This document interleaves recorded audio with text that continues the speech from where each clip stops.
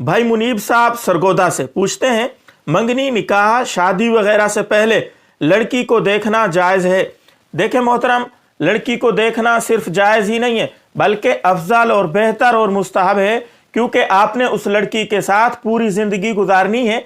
आप एक चीज़ दुकान से ख़रीदने के लिए जाते हैं और उस चीज़ को चंद दिन के लिए आपने रखना होता है, पूरी ज़िंदगी वो चीज़ आपके साथ नहीं रहती, तो उसको भी आप देख के और समझ के लेते हैं। पसंद आए तो ले लेते हैं, पसंद ना आए तो छोड़ देते हैं। ये लड़की पूरी ज़िंदगी आपके साथ रहनी है, इसलिए सोच समझ के पहले देख लें। और शरीयत से इसका इख्तियार भी मिलता है। हज़रत मुगीरा बिन शुबा रज़ी अल्लाह तआला अन्हु सहाबी रसूल हैं, बहुत ज़्यादा निकाह किए हैं। नबी अलैहिस्सलाम ने इनसे फरमाया था कि जब शादी करने लगो, निकाह करने लगो, अच्छे तरीके से लड़की को पहले एक नज़र देख लो। हो सकता है बाद के अंदर आपको पछतावा उठाना पड़े। इसलिए हज़रत मुगीरा रज़ी अल्लाह तआला के बारे में आता है, एक दफ़ा देख रहे थे, किसी ने पीछे से आके पकड़ लिया और कहा, सहाबी रसूल हो के ये हरकत करते हो?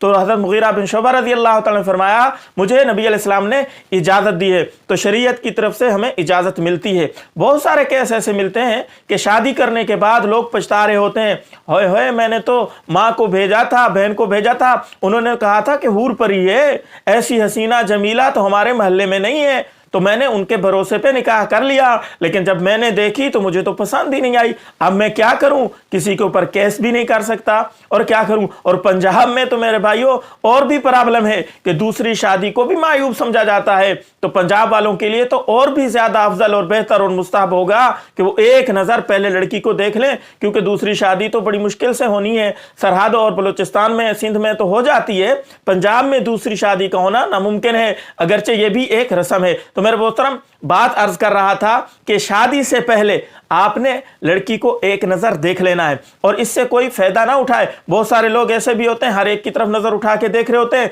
जब पकड़े जाएं तो कहते हैं हम तो निकाह की इरादे से देख रहे थे और शरीयत में इसकी इजाज़त मिलती है। तो मेरे दोस्तों, उस वक्त सोच लिया करो, हमारे घर के अंदर माएँ बहनें हैं, क्या उनको कोई इस तरह से देखे तो उनके ऊपर, तुम्हारे ऊपर क्या गुजरेगी? तो इसलिए निकाह का इरादा है, वाकईतन आप निकाह करना चाहते हैं तो उनको कह दें, भाई मैं लड़की को एक नज़र देखना चाहता हूं। अगर वो इजाज़त दे दे तो देख ले, अगर ना दे इजाज़त, सख्त पर्दे वाली है, तो कोई हीला बहाना करके किसी और तरीके से देख लें खुद, या किसी बहन को, माँ को भेज के अच्छे तरीके से जांच पड़ताल कर लें, फिर उसके साथ निकाह करें।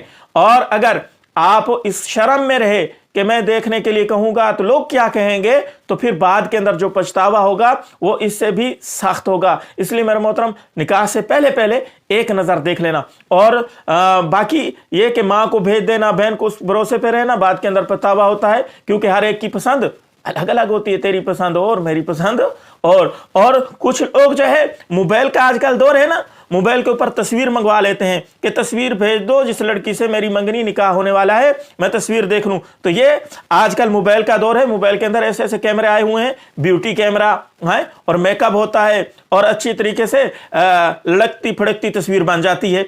इंसान समझता है वाकईतन ऐसे ही है, हकीकत कुछ और होती है। जब सामने आती है दुल्हन साहबा तो फिर ना किसी के ऊपर केस कर सकता है और ना किसी को डांट डपट, ना उसको छोड़ सकता है, फिर अजीब सी मुसीबतें झेलनी पड़ती हैं। इसलिए मोहतरम, फोटो के ऊपर, तस्वीर के ऊपर भरोसा ना कीजिए, खुद अपनी निगाहों से एक दफ़ा देख लीजिएगा, ये शरन हमें इजाज़त मिलती है। अस्सलामु अलैकुम व रहमतुल्लाहि व बरकातहू।